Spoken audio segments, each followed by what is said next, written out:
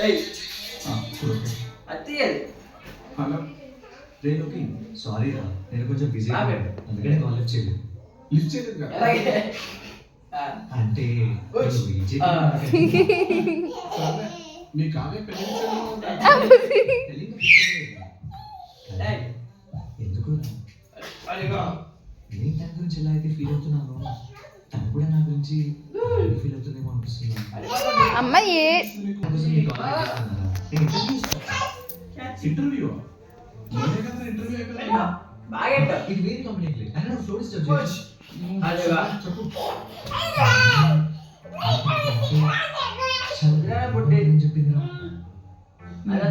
అయితే ఏంటి అయితే అటువైపు దానికి పెళ్లి ఫిక్స్ అవుతుంటే తను నాతో ఇలా ఉందంటే 1 2 3 గో.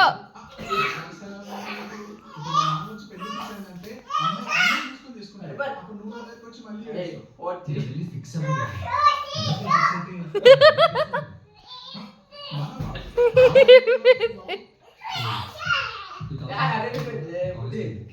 గుర్తుందా ఫస్ట్ టైం కలిసాం ఆ రోజు నుంచి ఈ రోజు దాకా నువ్వు లేకుండా సరే ఎప్పుడైనా చేశానా?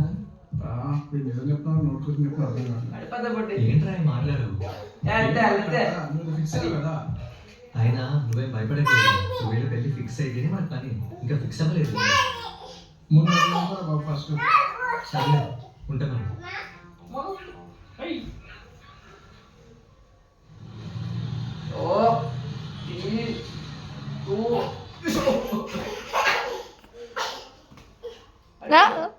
యాక్టింగ్ చిందలే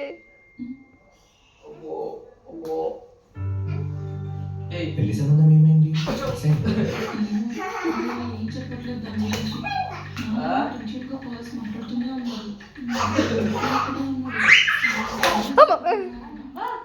అయితే ఇది ప్రాబ్లమ్ లేదు తగలేదు లేదు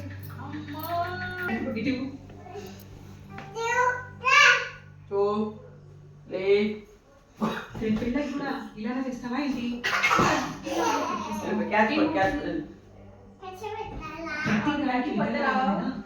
అక్కడికి వెళ్ళాక అందరితో మంచిగా ఉండాలి. ప్రతి ఒక్కరు ఈ అమ్మాయి మంచి అమ్మాయి ఎలా ఉండాలి.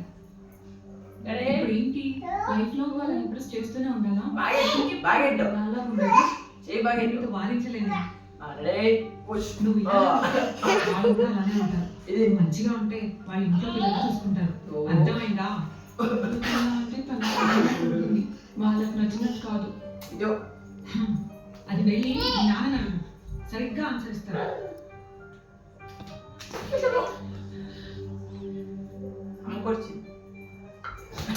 అమ్మ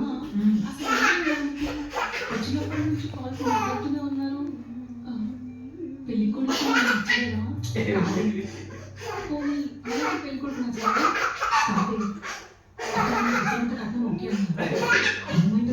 ఏమన్నా అంటే మావాడు బ్యాంక్ లో జాబ్ చేస్తున్నాడు, మీ అమ్మ ఇండిపెండెంట్ కూడా చూసుకుంటాడా అంటున్నారు. పైగా బయట జాబ్ చేసే సంబంధాలు చాలా. మీ అమ్మాయి నచ్చిందనే కదా ఏం చేయకపోతే చేసుకుంటారు. ఆ మాత్రం ఇవ్వలేదా? మీ నాన్న పాపం వచ్చినప్పటి నుంచి అదే టెన్షన్ పడుతున్నాడు.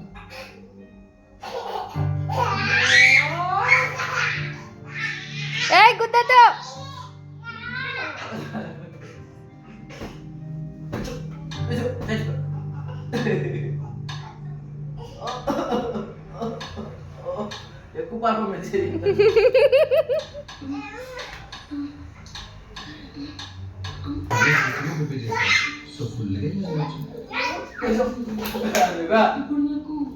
లేదు లేగలే లైఫ్ లో మనకు ప్రతి ఒక్కరికి లోకువే.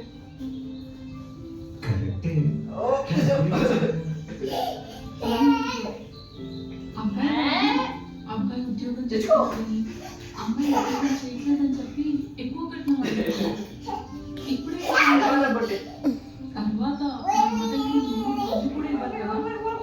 మా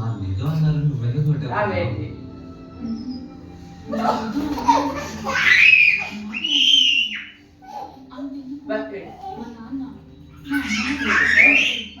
అదే మా అమ్మ జాబ్ చేస్తుంటే మా అమ్మని అడిగే చేసేవారు కదా. కానీ అందరూ మీ నాన్న కదా और आप रोड साइड वाला